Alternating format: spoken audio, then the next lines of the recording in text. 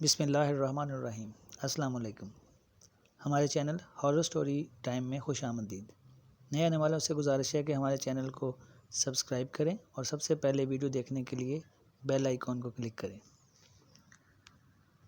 گاؤں کی زندگی بہت سادہ اور خوبصورت ہوتی ہے، مگر بعض دفعہ کچھ ایسے واقعات ہو جاتے ہیں جو ان سادہ خوبصورت زندگی میں بھی ہلچل مچا دیتے ہیں۔ یہ واقعہ میرے ایک دوست کے ملازم کے ساتھ پیش آیا، اسی کی زبانی سنیں۔ یہ واقعہ 1980 کا ہے۔ میرا نام رمضان ہے۔ میں سرگودا کے پاس ایک گاؤں میں رہتا تھا۔ یہ ایک چھوٹا سا گاؤں ہے جس میں تقریباً 100 کے قریب گھر ہوں گے۔ گاؤں کے تمام لوگ کھیتی باڑی کرتے ہیں۔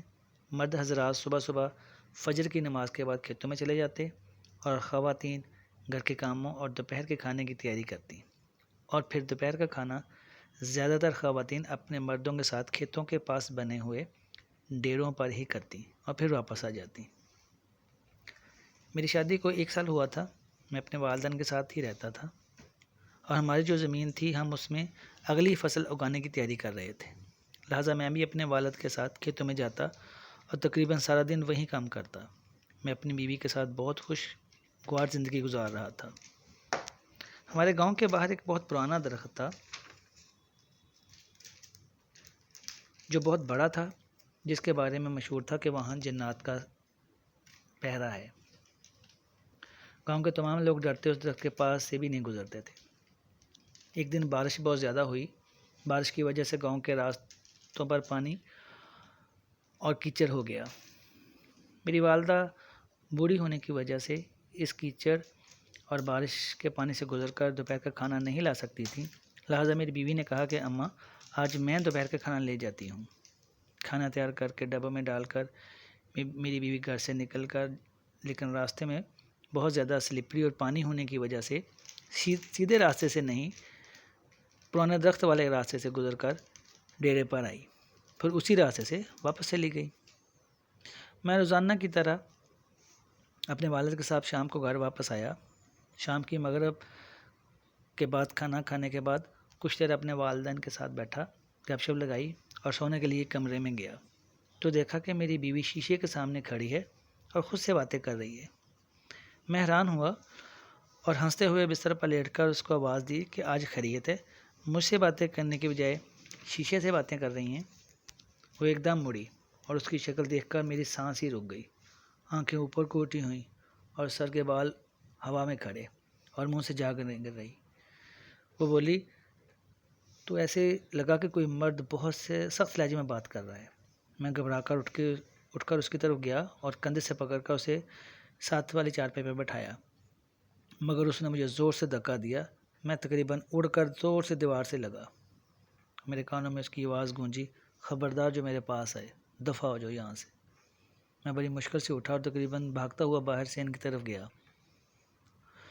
اور والد اور والدہ کو بتایا۔ دونوں میرے ساتھ کمرے کی طرف بھاگے۔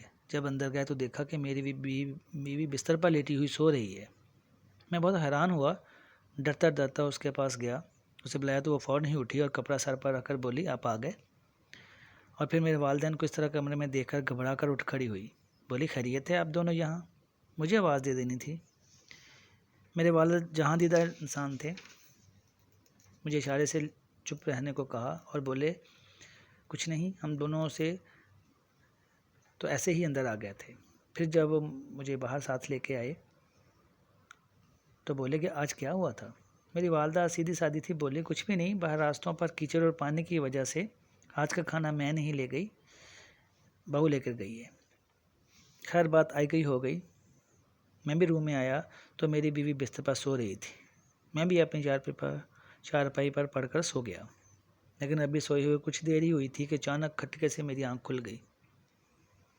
میں نے دیکھا وہ تو ہوش ہی اڑا دینے کے لیے کافی تھا۔ میری بیوی بستر سے 5 فٹ اونچی ہوا میں اڑ رہی تھی اور اس کی شکل پہلے کی طرح ہو گئی ہوئی تھی۔ میں نے اسے آواز دینی شروع کر دی، مگر وہ ایک دم سے زور سے گھومنے لگی اور پھر چھت کی طرف اڑی اور پھر واپس بستر پر آ گری۔ مجھے کچھ سمجھ نہیں آ رہا تھا کہ یہ کیا ہو رہا ہے۔ پہلے کبھی بھی ایسا نہیں ہوا تھا۔ اللہ کر کے رات گزاری۔ صبح میں نے سارا قصہ اپنے والد صاحب کو بتایا تو وہ بہت پریشان ہوئے اور مجھے لے کر گاؤں کی مسجد کے امام صاحب کے پاس لے گئے اور انہیں سارا ماجرا سنایا۔ وہ بولے یقیناً تمہاری بیوی اس درخت والے راستے پر گئی ہے اور کوئی جن اس پر آ گیا ہے۔ وہ بولے کہ شام کو عصر کی نماز کے بعد میں آپ کے گھر آتا ہوں۔ خیر میں اور میرے والد صاحب کھیتوں میں چلے گئے۔ اس دن دوپہر کو کھانا میری والدہ لے کر آئیں۔ میں نے پوچھا کہ گھر میں سب ٹھیک ہے تو وہ بولی ہاں سب ٹھیک ہے۔ شام کو میں اور والد صاحب عصر کے وقت مسجد میں گئے اور عصر کی نماز کے بعد امام صاحب کے ساتھ ہی گھر کی طرف چلے گئے۔ جب گھر پہنچے تو جیسے ہی امام صاحب نے گھر میں قدم رکھا وہ گھبرا کر باہر نکل گئے، لیکن کچھ پڑھتے ہوئے پھر اندر داخل ہوئے اور سیدھے میرے کمرے کی طرف گئے۔ میں اور والد صاحب بھی جلدی سے اندر گئے تو وہاں عجیب منظر تھا۔ میری بیوی کی شکل بہت خوفناک ہو گئی تھی اور زور زور سے چیخ رہی تھی اور چھت پر لگی ہوئی تھی۔ مولوی صاحب کچھ پڑھا اور بولے تم اسے چھوڑ دو۔ میری بیوی مردانہ آواز میں چلائی بھاگ جائے یہاں سے، میں نہیں جاؤں گا، مجھے یہاں سے کوئی نہیں نکال سکتا۔ مولوی صاحب پڑھتے جا رہے تھے مگر ایک دم سے میری بیوی زمین پر آئی اور مولوی صاحب زور زور سے ہوا میں اچھلنے لگے، مگر مولوی صاحب مسلسل کچھ پڑھتے جا رہے تھے۔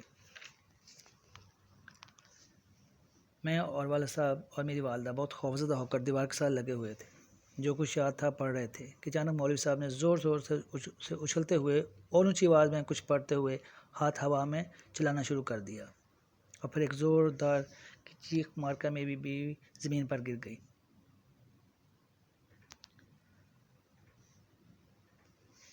اور ایک کالا سایہ چیختا چلاتا ہوا دیوار سے نکل کر دوسری طرف بھاگ گیا۔